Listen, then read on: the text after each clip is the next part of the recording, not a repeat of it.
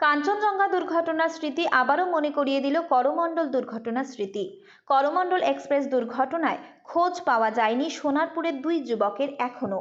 আর এদিকে যখন কাঞ্চনজঙ্ঘা দুর্ঘটনাকে কেন্দ্র করে গোটা রাজ্য তোলপাড়, তখন 2023 সালের 2রা জুন করমণ্ডল এক্সপ্রেস দুর্ঘটনায় এখনো পর্যন্ত কোনো খোঁজ পাওয়া যায়নি সোনারপুরের দুই যুবকের। দীপঙ্কর চেন্নাই যাচ্ছিল কাজের জন্য, যেতে গিয়ে করমণ্ডল ট্রেন মানে দুর্ঘটনায় ওই যে নিখোঁজ হয়ে গেছে। সেই থেকে এই পর্যন্ত তার দেহ আজও আমরা শনাক্ত করতে পারিনি। যোগাযোগ কেউ একরকম করেনি। আমাদের এই গ্রামে যে পার্টির তারা ওরাই একটু এসেছিল, আর ওই লাবণী নাকি ওর নামটা, লাভলি, ও এসেছিল, এসে একটু দেখে গেছে ঠিকই। কেউ কোনো সহযোগিতা আমাদের কিছুই করেনি। দীপঙ্কর মণ্ডল ও অক্ষয় মিস্ত্রি দুই বন্ধু কাজের খোঁজে সোনারপুর থেকে পাড়ি দিয়েছিল।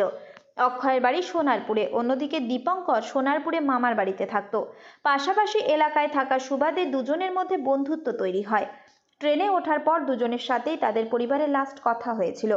সন্ধ্যের দিকে দুর্ঘটনার খবর পেয়ে দুই পরিবারের লোকেরাই বারবার ফোন করলেও সেই ফোন কেউ রিসিভ করেনি।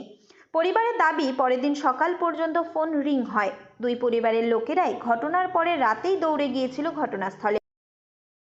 এখন অবস্থা বলতে সত্যি আমরা তো যখন দুর্ঘটনা ঘটেছিল আমরা অনেকবার গিয়েছি ওখানে, প্রায় 5 থেকে 6 বার গেছি। গিয়ে আমরা ওখানে কোনো রকম কোনো সাহায্য পাইনি। প্লাস আমরা চেষ্টা করেছি অনেক খোঁজার ভাইকে, কিন্তু খুঁজে পাইনি। ডিএনএ টেস্টের স্যাম্পেল দিয়ে আসা হয়েছে, রিপোর্টও পাইনি।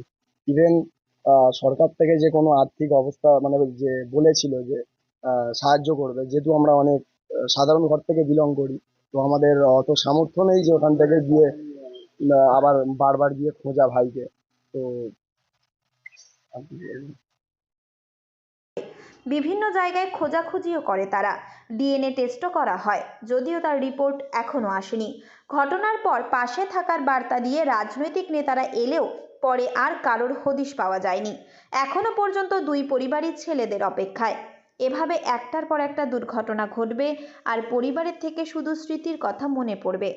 তাদের ছেলেরা আবারও ফিরে আসবে কিনা তা জানা নেই, কিন্তু পরিবারের পক্ষ থেকে আজও তারা মনে করে আজ না হয় কাল তাদের ছেলেরা ফিরে আসবে, কিন্তু কবে আসবে সেদিকেই তাকিয়ে পরিবারের সদস্যরা।